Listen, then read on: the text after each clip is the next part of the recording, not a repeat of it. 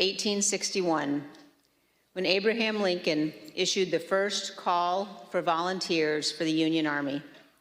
My great-great-grandfather, Samuel Fletcher Cheney, joined the 21st Ohio Volunteer Infantry. He fought through all 4 years of the Civil War, from Chickamauga to Stones River to Atlanta. He marched with his unit in the Grand Review of Troops up Pennsylvania Avenue in May of 1865, past a reviewing stand where President Johnson and General Grant were seated. Silas Canfield, the regimental historian of the 21st Ohio Volunteer Infantry, described the men in the unit this way. He said they had a just appreciation of the value and advantage of free government and the necessity of defending and maintaining it. And they enlisted, prepared to accept all the necessary labors, fatigues, exposures, dangers, and even death for the unity of our nation and the perpetuity of our institutions. I have found myself thinking often, especially since January 6th, of my great-great-grandfather and all those in every generation who have sacrificed so much for the unity of our nation and the perpetuity of our institutions. At the heart of our republic is the guarantee of the peaceful transfer of power. Members of Congress are reminded of this every day as we pass through the Capitol Rotunda. There, 8 magnificent paintings detail the earliest days of our republic. One, painted by John Trumbull, depicts the moment in 1793 when George Washington resigned his commission, handing control of the Continental Army back to Congress. Trumbull called this, quote, one of the highest moral lessons ever given the world. With this noble act, George Washington established the indispensable example of the peaceful transfer of power in our nation.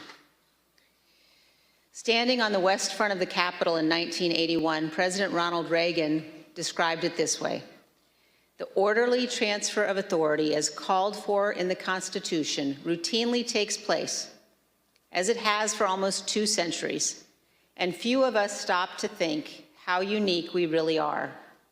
In the eyes of many in the world, this every 4-year ceremony that we accept as normal is nothing less than a miracle. Every president in our history has defended this orderly transfer of authority, except one. January 6, 2021 was the first time one American president refused his constitutional duty to transfer power peacefully to the next. In our work over the last 18 months, the Select Committee has recognized our obligation to do everything we can to ensure this never happens again. At the beginning of our investigation, we understood that tens of millions of Americans had been persuaded by President Trump that the 2020 election was stolen by overwhelming fraud. And we also knew this was flatly false. We knew that dozens of state and federal judges had addressed and resolved all manner of allegations about the election. Our legal system functioned as it should, but our president would not accept the outcome. Among the most shameful of this committee's findings was that President Trump sat in the dining room off the Oval Office watching the violent riot at the Capitol on television. For hours, he would not issue a public statement instructing his supporters to disperse and leave the Capitol, despite urgent pleas from his White House staff and dozens of others to do so. Members of his family, his White House lawyers, virtually all those around him knew that this simple act was critical. For hours, he would not do it. During this time, law enforcement agents were attacked and seriously injured. The Capitol was invaded, the electoral count was halted, and the lives of those in the Capitol were put at risk. In addition to being unlawful, as described in our report, this was an utter moral failure and a clear dereliction of duty. Evidence of this can be seen in the testimony of President Trump's own White House counsel and several other White House witnesses. No man who would behave that way at that moment in time can ever serve in any position of authority in our nation again. He is unfit for any office.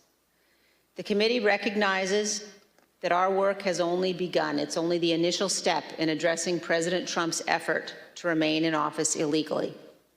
Prosecutors are considering the implications of the conduct that we describe in our report, as are citizens all across our nation.